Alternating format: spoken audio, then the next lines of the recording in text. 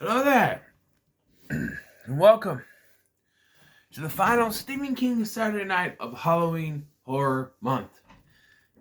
It's been exciting to go through some Stephen King movies this month. I'm not 100% sure right now as I'm recording this whether or not I'm going to continue on to November or whether I'm going to wait a little bit to keep going because, this isn't all the time. It's every once in a while when I get a wild hair up my ass and I want to do more of this. But I figured October's a great month to do Stephen King, so it will at least be every October. You can count on that. But yes, so here we are. My first revisited review in the Stephen King Saturday Night. I'm not going to put it on there, but it's the first time I'm redoing a review. And this is a long time coming. Okay, so way back, cast your minds way back to when I did my first review of this. If you remember, it's audio only. Why? Well, this was back before I had my tripod, and then I had, a better setup like this. I was using a bunch of DVD cases duct taped together to make my own little apparatus to record on. And I used to have to spin it around. This is before I was just doing it the face way so I could see myself. And so I turned it and it was flipped around this way, so, for selfie view. But I had it, the camera on the other side pointed at me. So all the camera saw is the DVD cases. So you could hear me, but this was also like 2019, 2020, 2019, I think. Whatever, I was still in there. It was early in my YouTube career, so it wasn't, still not the best quality. I'm kind of redoing stuff on purpose to, better quality to my reviews. And so we are doing The Shining. It took me a while to just say that. We are doing The Shining, starring Jack Nicholson and Shelley Duvall.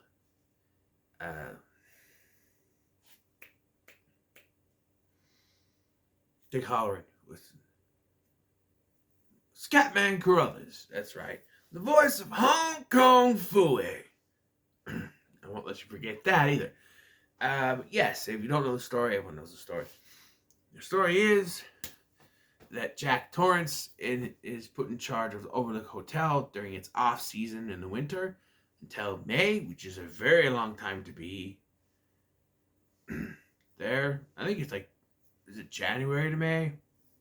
During the winter season when they're not open. Even Jack says, well, wouldn't it be easier to keep it open? And great skiing season. They go, yeah, but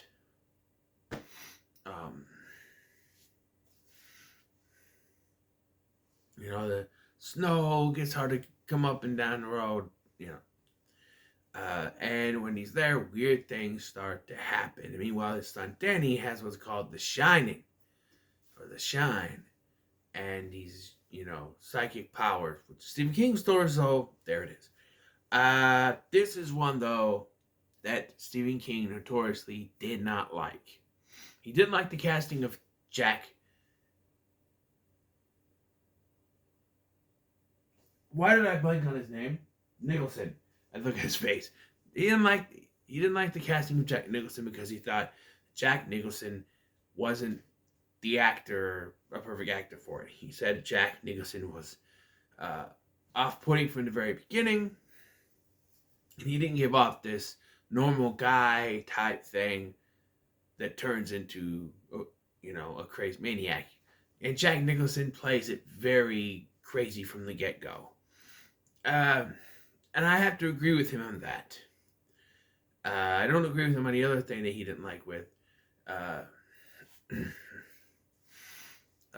But he has a point. Jack Nicholson is known for playing a crazy guy in One Flew Over the Cuckoo Nest. And from the beginning of this movie, Jack is off-putting. He even lies to Ullman. He's like, oh, I'm sure my wife and son, they're gonna love it here. And when Ullman tells him about the murders of the Cure, oh, my wife will like that. She's a horror movie fan. And it's like, this guy is sort of fireable right now. And from the get-go, he's off-putting. And that's Jack Nicholson. And I'm not saying anything against Jack Nicholson's performance. It is fantastic. But for what King's story is supposed to entail about a normal guy going psycho, this is not it. The other thing that King disagreed with was the ending. In the book and the miniseries version, they build up this thing where you have to check the boiler room to make sure it doesn't, there's the pressure on the boiler so that it doesn't blow. And by the end of the book, it does, and Jack gets Wendy and Danny out of there, and the thing explodes. King didn't like the fact that they changed the ending, and while I feel like the Jack thing is, viable, this is just complaining. He's like, I feel like King's saying, you didn't do everything the way my book says, so it's bad.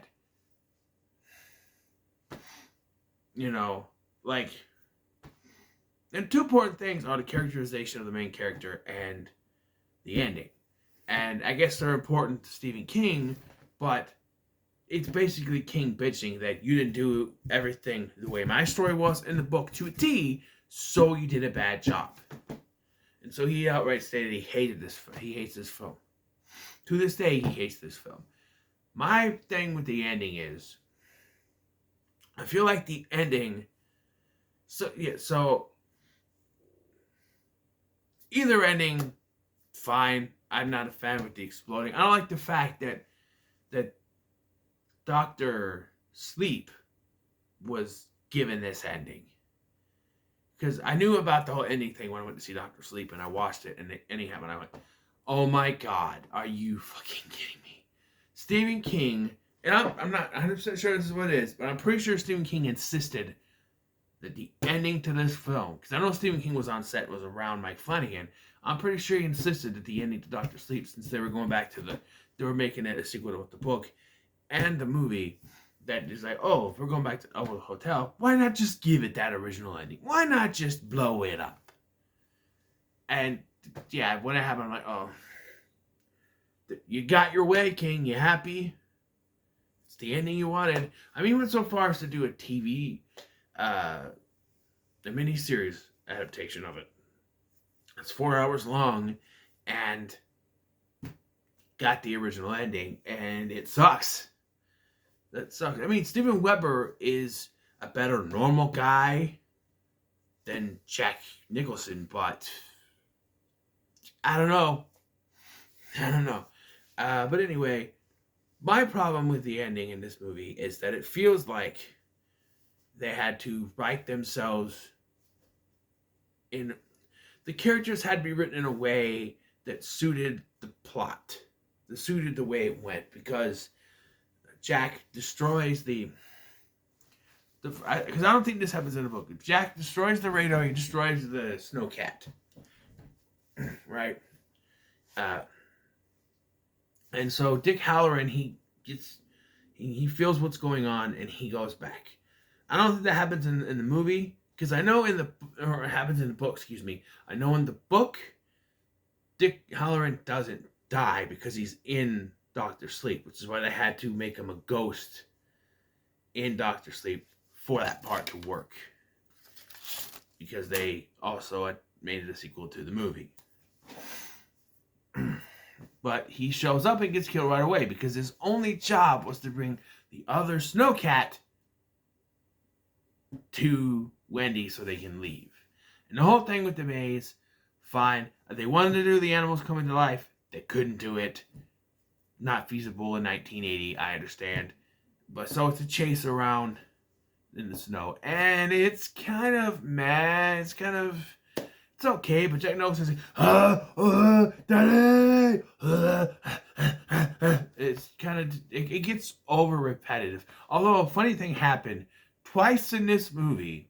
So my phone, when it goes off, it has the Halloween theme. John Carpenter's Halloween. And I had it charging, so I usually don't have the sound on when I'm watching movies, but I had to charge it because the battery was getting low. So I had to turn the sound on just in case anyone calls me or texts me, that sort of thing. Twice during this movie, it went off. And wouldn't you know which two parts it went off? The part where Jack is attacking Wendy and Danny in the bathroom. I muted it and I went, you know, this how he goes with it. He's chopping through the bathroom door. It's the first door before he goes, here's Johnny. And then the second time is when he's chasing Danny through the maze. And let me tell you, Carpenter's music works with this. It works. I'm just saying, it works. Yeah. There's also some confusion with the very end to this. That Kubrick made this ending where Jack is frozen and he goes from running around and then he cuts to him frozen, and then just music plays, then it cuts to a picture of a party in 1921, I think it is, and it shows Jack there, but it's not Jack. Supposedly it's like an ancestor. They keep saying he was always the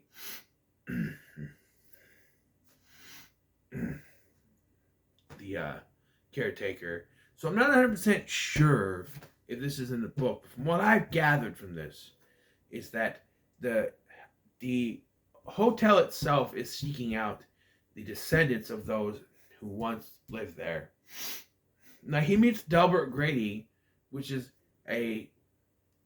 he says was the caretaker and killed his wife and children, but that was Charles Grady. This is Delbert Grady, an ancestor. So that's connecting. They're trying to bring those descendants in, I guess, for some reason. I don't know why. There was also a deleted extended ending where Wendy and Danny are at the hospital, and Ullman shows up and gives Danny the ball that rolled to him at the hotel earlier. They took it off because it kind of shows that Ullman was in on it and that this whole thing was orchestrated. So I don't know. But then again, if this was like a whole thing was set up from the beginning, you think Dick Hallorann with The Shining and everything would know. But who knows? And the imagery in this, man. You got the two little girls. Come play with us, Danny. Forever and ever and ever. And the blood invader. The guy in a parachute going down on Lloyd. I don't know why. The hot naked lady with full frontal that turns into an old decrepit rotting lady later, and it's just creepy imagery. And there are things people point out, like there's one scene where there's a chair in the background, and the next shot it's gone. Like the layout of the hotel is weird, where there's a window in Ullman's office, but from the outside there is no window. It hallways that go nowhere. It's and you say it's Kubrick. Everything's done purposefully. There's even some kooky stuff that says that Stanley Kubrick faked the moon landing. I don't know. And there's other stuff about, they say it's in the Native American burial ground, and there's stuff with racism, and I'm not getting into that. But the Native American burial ground, and being a Stephen King, it makes sense that there's something going here, some kind of Native American magic stuff going on to the hotel that keeps spirits there and keeps going after descendants and taking something like that. I don't know.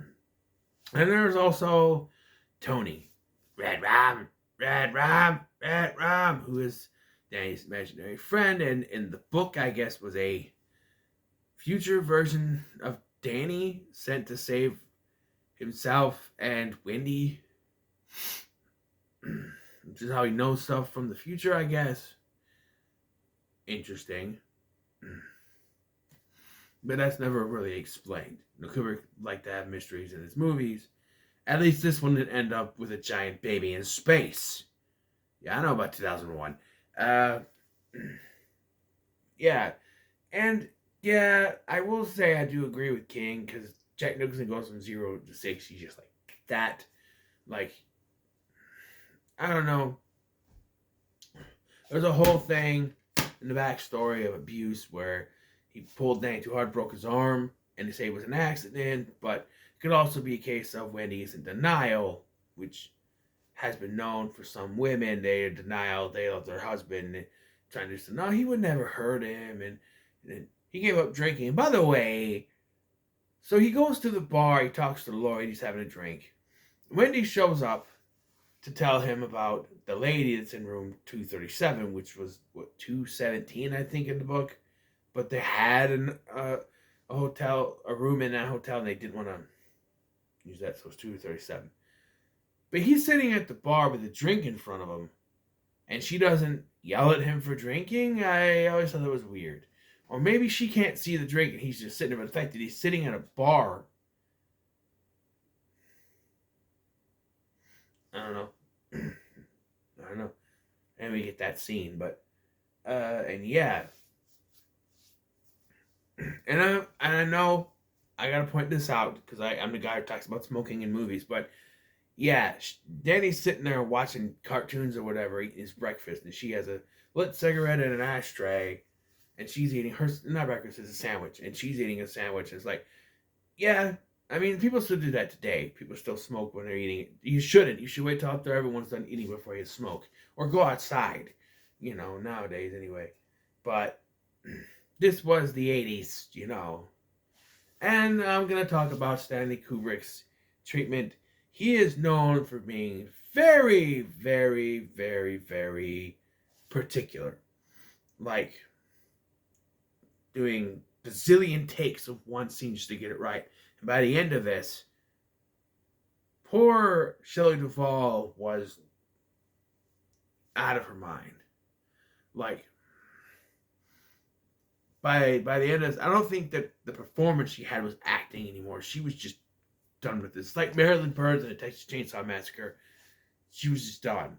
By the ending shot, when you see her jump in the back of that truck, that is probably genuine. Just like with this, he was very particular. But can't say it hurt the movie any, as the performances in this movie were great.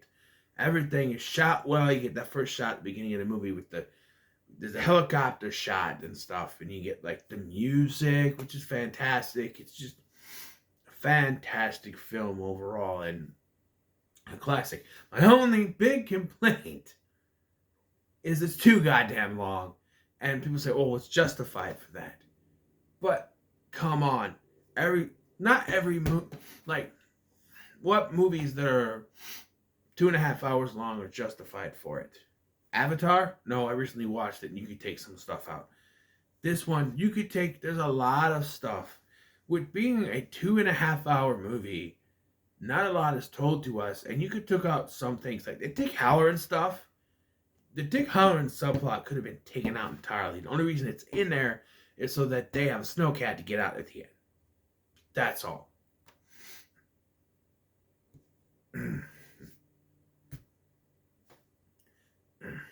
But yeah, and there's some other scenes, like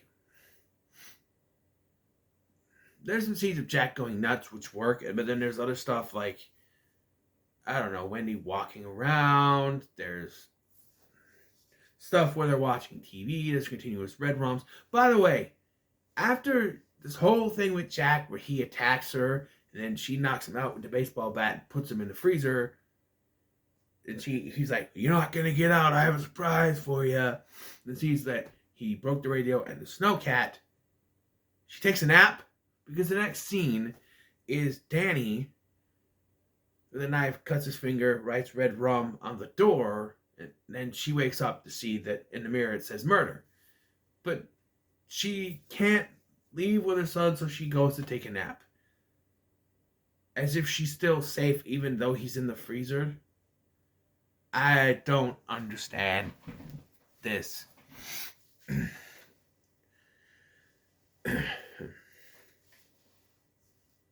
And all this does is serve to stretch the film out because he gets out thanks to the ghost of Delbert Grady.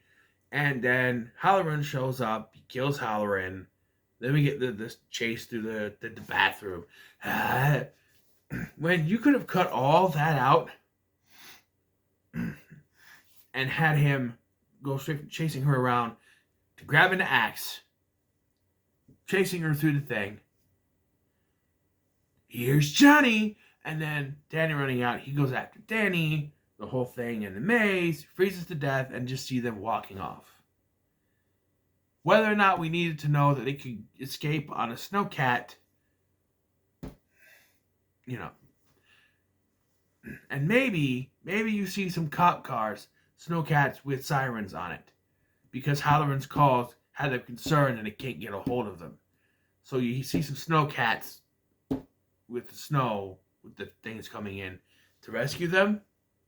That cuts out maybe 20 minutes to a half hour of screen time. You take maybe even more, 45 minutes. Take out all the Dick Halloran stuff after he leaves the Overlook. You know, other than he gets the only one scene you have to keep in is he gets the shine. He gets the feeling something's going on. He calls them. They can't, put out a call. They can't get a hold of him. He says, okay.